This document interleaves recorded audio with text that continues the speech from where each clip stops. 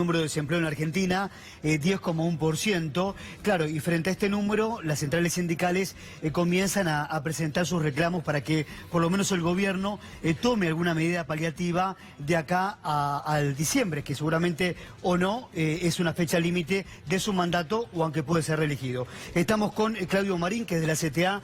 A ver, Claudio, de acá a diciembre, depende cómo salga el gobierno en las elecciones, ustedes le están pidiendo a Mauricio Macri en medidas para los trabajadores, Mirá, ¿no? solamente que ponga en marcha la ley que él mismo vetó y que el Parlamento votó ya hace un par de años, que era la prohibición de despidos. La ley antidespidos. Claro, porque generar trabajo no es una cuestión que se hace en una semana, ni en 15 días, ni en 30, ni en 60. Es una política económica que debe al desarrollo de la industria, al desarrollo de los servicios, del comercio, y eso no lo va a resolver en 3 meses Mauricio Macri. Lo que sí puede hacer Mauricio Macri es decirle a las empresas que no pueden despedir.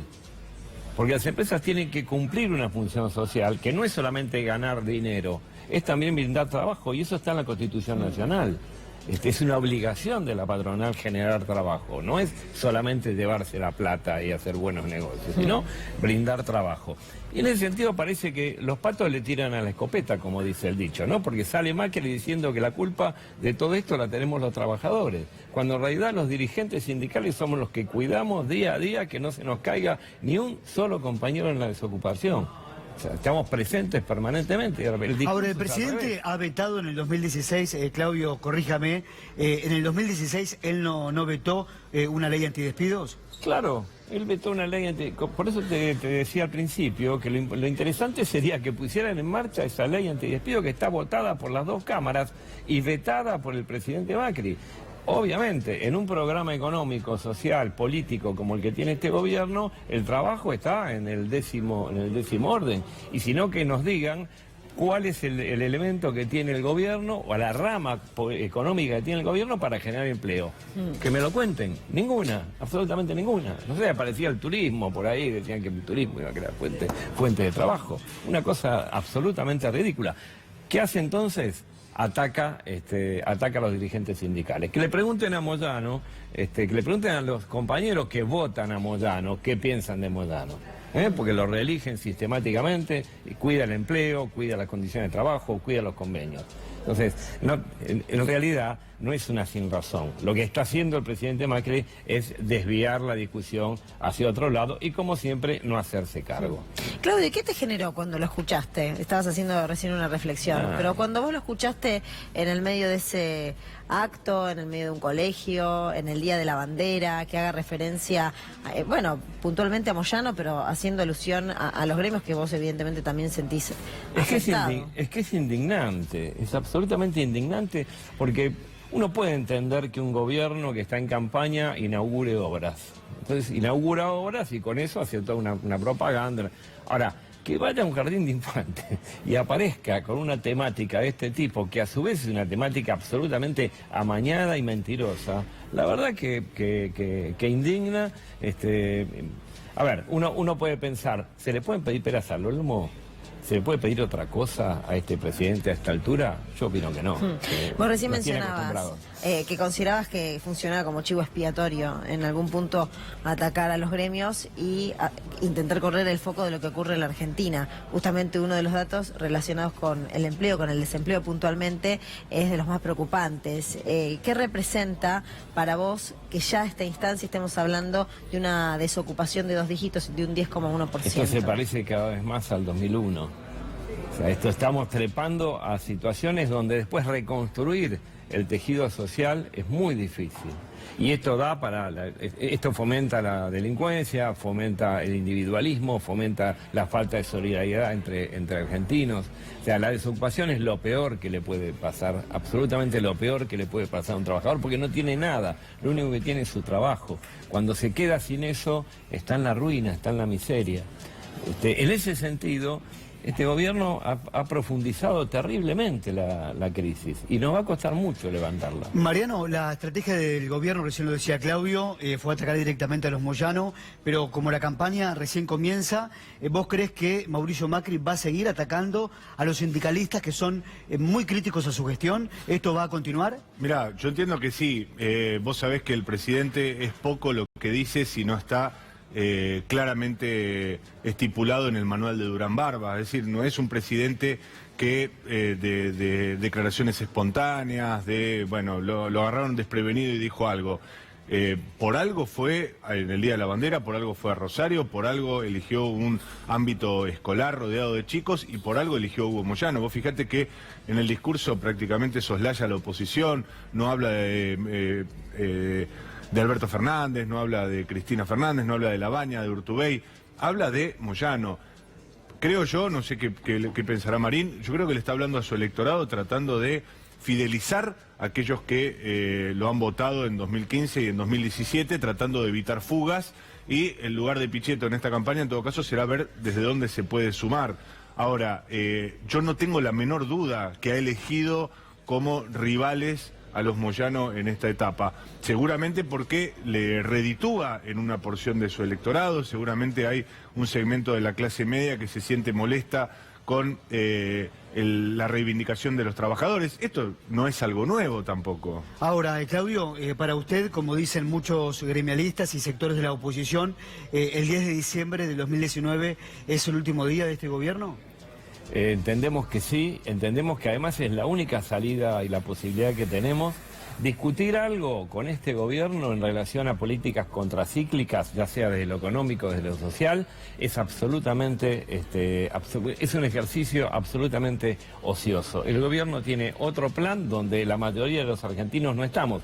Y no es casual que esté planteando la cuestión de la reforma laboral, que siga planteando la reforma laboral, porque lo que quiere es una guerra de pobres contra pobres. Quiere decirle a los desocupados, miren, ustedes van a trabajar en la medida de que estas mafias dejen de tener, ¿qué?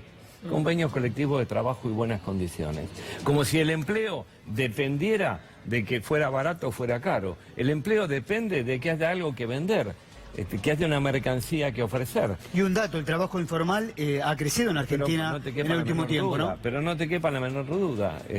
Ha habido un traspaso, ha habido desocupación y ha habido un traspaso del trabajo formal al trabajo informal en forma absolutamente masiva. Es más, se crean plataformas directamente con trabajo flexibilizado.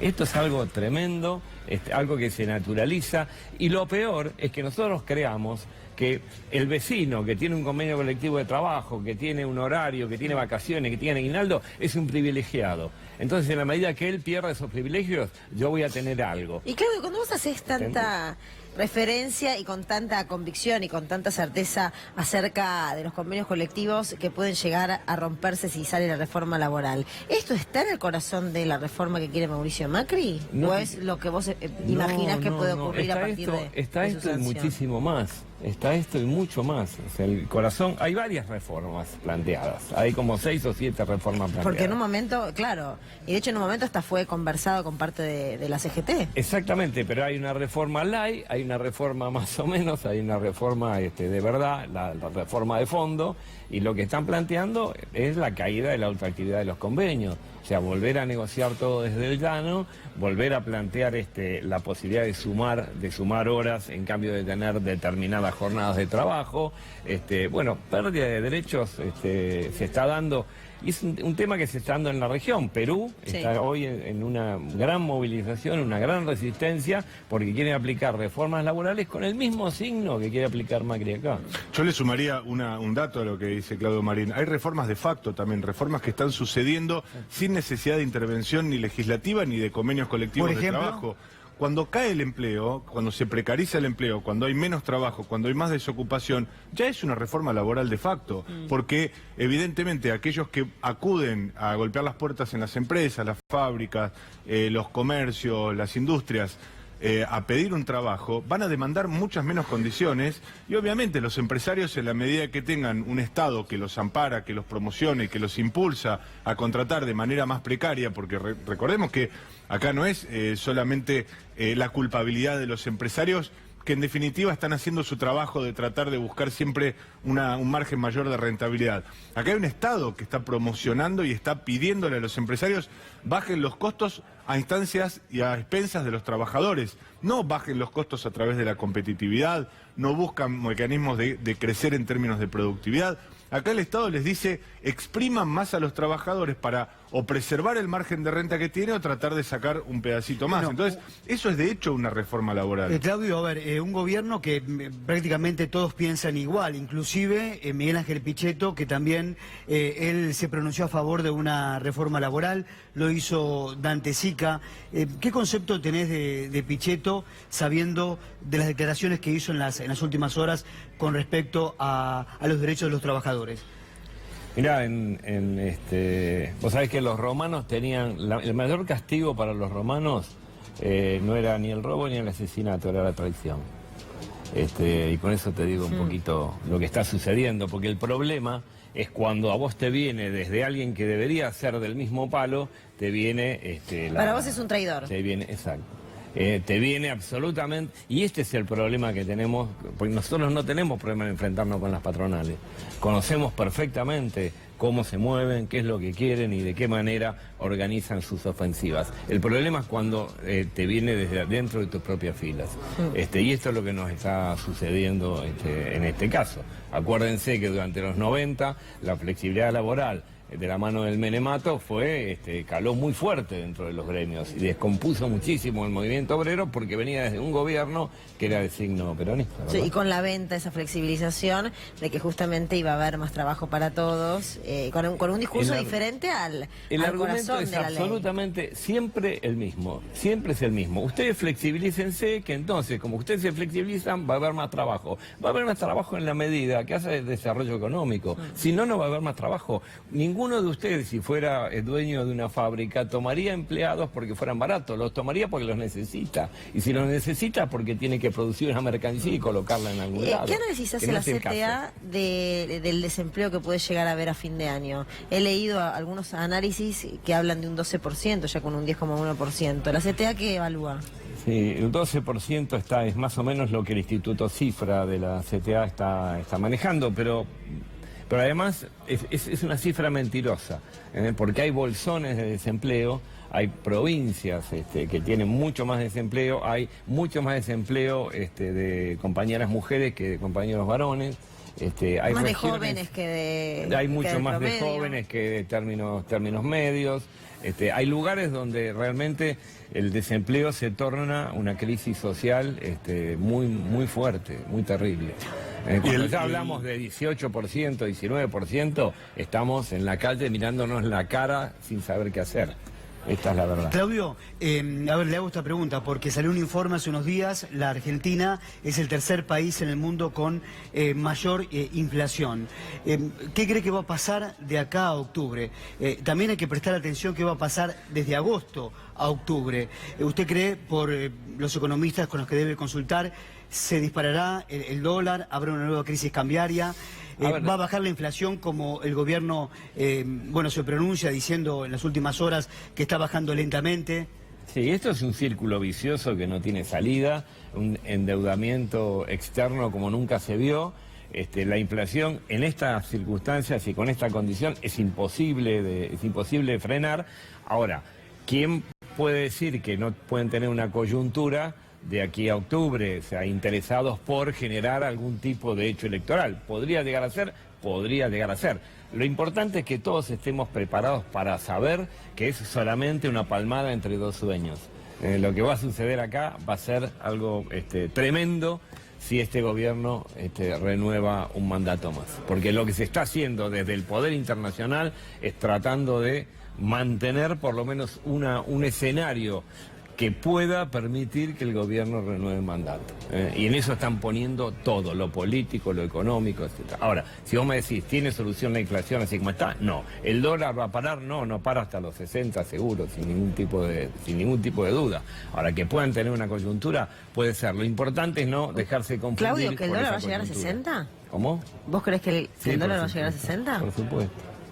Por supuesto, es lo que están pidiendo, es lo que aparece como referencia internacional, es lo que a lo que da, digamos. Es eso. Yo le preguntaba a Mariano hace unos días con respecto a las listas, porque estamos en horas realmente decisivas. Mañana a las 23:59 cada partido político debe presentar a sus candidatos. Los sindicalistas van a tener lugar en las listas. A ver, por ejemplo, en el Frente de Todos, Alberto Fernández, Cristina Kirchner. ¿Algún sindicalista, por la información que tenés, puede ocupar algún lugar? La información que me llegó a mí es que podría ocupar un lugar Roberto Baradel.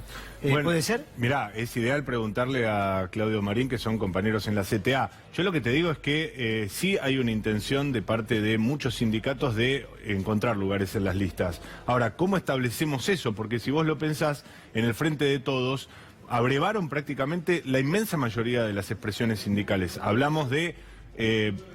los dos secretarios generales de la CGT hoy están en ese frente, Carlos Acuña y Héctor Daer, parte de la conducción también, por supuesto, y antes incluso, todo lo que es el Frente Sindical por el Modelo Nacional, que está fuera de la conducción de la CGT. Pero Acuña juega con Lavagna y Daer con Cristina. No, Acuña históricamente ha trabajado con Massa, y permaneciendo con Massa, ahora se integra al Frente de Todos. El que queda como expresión sindical abierta a favor de Roberto Lavagna es Luis Barrionuevo, que, como sabemos, fue el principal promotor en su momento de Sergio Massa, y ahora encontró en Roberto Lavagna un hombre como para que haya una tercera posición sin que sea el kirchnerismo. Sabemos que Barrionuevo y kirchnerismo son prácticamente antónimos en este caso.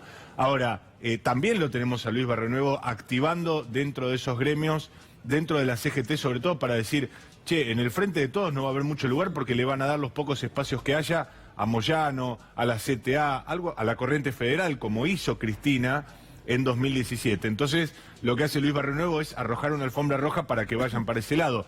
Y no nos olvidemos que la aparición de Miguel Pichetto en la fórmula presidencial junto a Mauricio Macri abre una ventana peronista para que también desde ese espacio se le diga a los sindicatos, los muy pocos que quedan a favor del gobierno, claramente, algunos gremios de la energía sobre todo, vengan muchachos que acaba de haber lugar. Bueno, te trasladamos la pregunta, ¿vos Baradel va a ocupar un lugar? Sí, nosotros a ver, es una expresión de deseos nuestra, creemos que Roby puede cumplir un rol muy importante y puede aportar muchísimo a un gobierno como el que se viene. No lo podemos confirmar, digamos, estamos discutiendo y creemos que sería la verdad una incorporación importante. Y hablando de los docentes, discúlpame, Claudio, pero los docentes, o por lo menos los sindicatos docentes, ya en estos casi 4 años de gobierno de Macri, cómo fueron demonizados y denostados, ¿no? Esto no lo podemos dejar de lado. No solamente eso, sino una base que en buen número, en buena medida, ha sido o ha tenido acercamiento al macrismo, ¿no? O sea, eso lo sabemos, una base que ha tenido relación con el macrismo. Hoy por hoy están las caretas se han caído. Yo no me atrevo a decir qué piensa cada uno de los gremios o cada uno de los trabajadores de los gremios, porque eso es muy difícil, pero creemos que hay una experiencia hecha y que va a ser masivo el voto a la fórmula Fernández-Fernández, ¿no? Y además ¿qué es lo que tenemos que hacer, digamos? Y además del caso de Baradel, que puede llegar a estar incluido, ¿qué otro dirigente sindical considerás o quieren desde la CTA que forme parte de las listas? No, nosotros estamos con el hecho de que pueda ir Roby y entendemos que Roby es el indicado. También sabemos que está limitada la cantidad de trabajadores que pueden ocupar las listas. No tenemos... A ver, tal vez no es como en otro momento en la historia de este país, donde había toda una rama sindical que ocupaba hasta un 30%, ¿no? de las listas de legisladores. La situación, la verdad, que no es esa. La verdad que los dirigentes gremiales no trasladamos votos en forma automática. A nosotros nos cuesta muchísimo más, nosotros tenemos otros tiempos, otro trabajo, otra construcción. Quedó lejos en el tiempo, ¿no? Aquello de un tercio para la política, un tercio para la juventud y un tercio para el movimiento obrero como columna vertebral del peronismo. Ojalá fuera pero eso. No, pero no estamos así. Ahora, algunos sí recuerdan que Cristina en 2017, cuando arma la lista de Unidad Ciudadana, vos fíjate que dentro de los 10 primeros lugares incluye a 3 dirigentes sindicales, y hoy son diputados: Walter Correa de Curtidores, Vanessa Siley de Judiciales y Hugo Yasky de la CTA. Hasta manteniendo, te diría, esa suerte de proporción de que 2 son de la CGT, 1 de la CTA, y dentro de esos 10 hay 3. Ahora, en este caso parece muy difícil. ¿Y qué es lo que viene a cortar esa sábana? Había una expectativa de que iba a haber más. La llegada de Sergio Massa termina por acotar la sábana y obviamente deja menos espacio. No, y además ahora hay que poner, por el tema del cupo, un hombre, una mujer, un hombre, una mujer. Sí, igual en muchos gremios hay a ver, no son la mayoría. El consejo directivo de la CGT está muy escaso de mujeres. Hay Tiene una deuda grande en ese aspecto del sindicalismo. No te quepa la menor duda. Sí, y te digo más. Yo llamaría la atención sobre eso. Las organizaciones sindicales tienen una deuda enorme con la cuestión de paridad de género. Y no nos tenemos que olvidar, porque a veces ponemos el foco solo ahí, las gremiales empresarias también. Vos fijate, en la Unión Industrial Argentina, por supuesto, están prácticamente ausentes las mujeres, la Cámara de Comercio. Los lugares de mayor poder. Vos diste en el clavo, que podemos llegar a seguir. Diste en el clavo, Mariano, porque no somos solamente los sindicatos, las instituciones que estamos en rémora con esto, sino que también las instituciones empresarias se cuidan. Y te digo más, el poder adentro de las mismas corporaciones empresarias es muy difícil que las mujeres puedan acceder. Nosotros tenemos sí una ley, Marco, que fue en su momento Camaño Noemí Real, que hace que tengamos el 30% obligatorio de presencia de compañeras en los cargos directivos, en los ejecutivos. De cualquier forma, tiene cierta formalidad. Mariano, sacamos una duda. En algún momento la CGT, en un momento de transición, antes de un proceso de elección, ¿hubo una mujer ocupando la dirección de la CGT? ¿O sí, por lo menos... apenas asumió Néstor Kirchner, se nombró un triunvirato. Claro, a eso me refiero. El formato del triunvirato se hacía como transición, como no estaban muy definidas las tensiones internas dentro de la CGT, cada uno de los sectores puso un secretario general, como tuvimos nosotros entre 2016 y 2018, hasta que el portuario Schmidt se fue de ese triunvirato. Pero de 2003 a 2004 también hubo una conducción de 3, donde estaba Moyano nuevamente, estaba José Luis Lingeri y estaba una dirigente de sanidad de Santa Fe llamada Susana Rueda. Ahí está. Que fue como la primera llegada. A ver, hay un montón de anecdotarios sobre el arribo de Susana Rueda, de que sufría un cierto hostigamiento por parte de sus colegas, no hostigamiento, digamos, más bien bullying. Había una suerte de bullying sobre Susana Rueda, ella quería prohibir que se fumara en las reuniones del consejo directivo y los muchachos se negaban y le fumaban un poco encima, algunos habanos, algunos puros un poco fuertes. Bueno, había escenas... le hicieron la vida un poco complicada. Y después de ese triunvirato... El último caso de una secretaria general mujer en la conducción. Sí, por supuesto, hay algunos casos de mujeres que ocupan el consejo directivo de la CGT. Hoy la tenemos a Noé Ruiz del sindicato de modelos. La tuvimos hasta hace poco a Sandra Mayorano, que es una dirigente del gremio de médicos, que producto de la ruptura entre Moyano y la jefatura de la CGT también terminó por irse, pero bueno...